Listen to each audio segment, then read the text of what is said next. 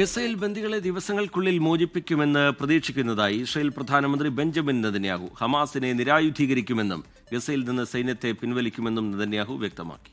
അതിനിടെ വെടിനിർത്തൽ ധാരണയിലെത്തുന്നതിൽ കാലതാമസം അനുവദിക്കില്ലെന്ന് ട്രംപ് ഹമാസിന് അന്ത്യശാസനം നൽകി. ചർച്ചകൾക്കായി US സംഘം ഈജിപ്തിലേക്ക് പോകും.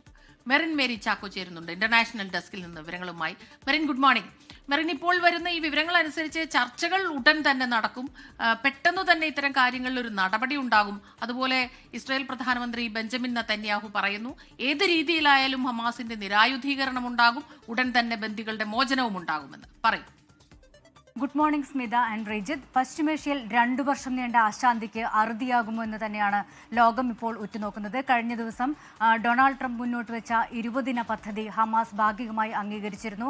അതിന് പിന്നാലെയാണ് ഇപ്പോൾ ഇസ്രായേൽ പ്രധാനമന്ത്രി ബെഞ്ചമിൻ നെതന്യാഹുവിന്റെ ഒരു പ്രസ്താവന വന്നിരിക്കുന്നത്. അത് ടെലിവിഷനിലൂടെയാണ്. ടെലിവിഷൻ അഭിസംബോധനയ്ക്കിടെയാണ് ഇപ്പോൾ ബെഞ്ചമിൻ നെതന്യാഹു നിലപാട് വ്യക്തമാക്കിയിരിക്കുന്നത്. അതായത് ഗസയിൽ ഹമാസ് ബന്ദികളാക്കിയ ബന്ദികളെ ഉടൻ മോചിപ്പിക്കാനാകുമെന്നാണ് പ്രതീക്ഷ എന്ന് തന്നെയും, അതുപോലെ തന്നെ ഹമാസിനെ നിരായുധീകരിക്കുമെന്നും ഗസയിൽ നിന്ന് സൈന്യത്തെ പിൻവലിക്കുമെന്ന് തന്നെയാണ് ഇപ്പോൾ ബെഞ്ചമിൻ നെതന്യാഹു വ്യക്തമാക്കിയിരിക്കുന്നത്. ഞങ്ങൾ നേട്ടത്തിന്റെ വക്കിലാണ്, വലിയൊരു നേട്ടത്തിന്റെ വക്കിലാണെന്ന് തന്നെയാണ് ബെഞ്ചമിൻ നെതന്യാഹു ടെലിവിഷൻ അഭിസംബോധനയിൽ ഇപ്പോൾ പറഞ്ഞിരിക്കുന്നത്. ഇത് കഴിഞ്ഞ ദിവസം ഹമാസ് 20 ദിന പദ്ധതിയോട് പ്രതികരിച്ചിരുന്നു. അത് ബന്ദികളെ മോചിപ്പിക്കാമെന്നും ഗസയുടെ ഭരണം അറബ് ഇസ്ലാമിക് രാജ്യങ്ങളുടെ പിന്തുണയുള്ള ടെക്നോക്രാറ്റുകൾക്ക് കൈമാറാമെന്നും ഹമാസ് സമ്മതിച്ചിരുന്നു. ഇതിന് പിന്നാലെയാണ് ഇപ്പോൾ ബെഞ്ചമിൻ നെതന്യാഹു നിലപാട് വ്യക്തമാക്കിയിരിക്കുന്നത്. അതുപോലെ തന്നെ ഇപ്പോൾ വെടിനിർത്തലിനായി ഇസ്രായേലിനെങ്ങും സമ്മർദ്ദം ഏറുകയാണ്.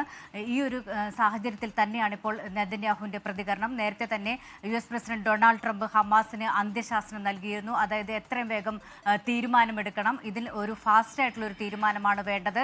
വെടിനിർത്തലിനായി ഇസ്രായേലും അതേപോലെ തന്നെ ഹമാസും മുന്നോട്ട് വരണമെന്നും ഡൊണാൾഡ് ട്രംപ് പറഞ്ഞിരുന്നു. തൊട്ടു പിന്നാലെയാണ് ഹമാസിന് അന്ത്യശാസനം നൽകിയിരിക്കുന്നത്. ഇതിന് പിന്നാലെ ഗസയിൽ പശ്ചിമേഷ്യയിൽ വെടിനിർത്തൽ അല്ലെങ്കിൽ സമാധാന ചർച്ചകൾ വീണ്ടും ഫലം കാണുന്നു എന്നുള്ള രീതിയിൽ ഒരു പ്രതീക്ഷ തന്നെയാണ് വരുന്നത്. മാത്രവുമല്ല, തിങ്കളാഴ്ച ഈജിപ്തിന്റെ മധ്യസ്ഥയിൽ വെടിനിർത്തൽ ചർച്ചകൾ, സമാധാന ചർച്ചകൾ തുടങ്ങും. അതിൽ അമേരിക്കയുടെ പ്രതിനിധികളും പങ്കെടുക്കും. പ്രധാനമായും ട്രംപിന്റെ പശ്ചിമേഷ്യൻ പ്രതിനിധിയായ സ്റ്റീവ് വിറ്റ്കോഫും അതേപോലെ തന്നെ അദ്ദേഹത്തിന്റെ മരുമകനുമടക്കം ആ സംഘത്തിലുണ്ട്. അവർ ഈജിപ്തിലേക്ക് പുറപ്പെടുമെന്നാണ് ഏറ്റവും ഒടുവിൽ ലഭിക്കുന്ന വിവരം. മാത്രമല്ല, ഇപ്പോൾ ഈ ഗസയിൽ അമേരിക്കയുടെ 20 ദിന പദ്ധതി അംഗീകരിച്ച ശേഷവും ഗസയുടെ അല്ലെങ്കിൽ ഹമാസിനെ നിരായുധീകരിക്കണമെന്നുള്ള സമ്മർദ്ദം തന്നെയാണ് ഇസ്രായേൽ മന്ത്രിസഭയിലുള്ളത്. ഇസ്രായേൽ വലതുപക്ഷ മന്ത്രിയായിട്ടുള്ള ബെൻഗൂർ ഇപ്പോൾ രാജ്യഭീഷണി മുഴക്കിയിട്ടുണ്ട്. അതായത് ഈ ഒരു പദ്ധതി അനുസരിച്ച് നീങ്ങുമ്പോഴും ഹമാസിന്റെ നിരായുധീകരണം ഉറപ്പാക്കണമെന്ന് തന്നെയാണ് ഇപ്പോൾ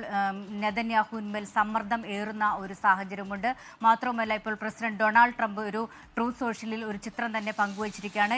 ഈ ഒരു നിമിഷം ഇപ്പോഴാണ്, അല്ലെങ്കിൽ പിന്നെ ഒരിക്കലും ലഭിക്കില്ല. അതായത് ഈ ഒരു വെടിനിർത്തലിനുള്ള സമാധാന ശ്രമങ്ങൾക്കുള്ള നിമിഷങ്ങൾ ഇപ്പോഴാണെന്ന് തന്നെയാണ് ട്രംപ് ചൂണ്ടിക്കാട്ടിയിരിക്കുന്നത്. എന്തായാലും ഇപ്പോൾ ഹമാസിന്റെ പ്രതികരണത്തോട് അല്ലെങ്കിൽ 20 ദിന പദ്ധതിയോട് ഹമാസ് പ്രതികരിച്ചതിന് പിന്നാലെയാണ് ഇപ്പോൾ നെതന്യാഹു നിലപാട് വ്യക്തമാക്കിയിരിക്കുന്നത്.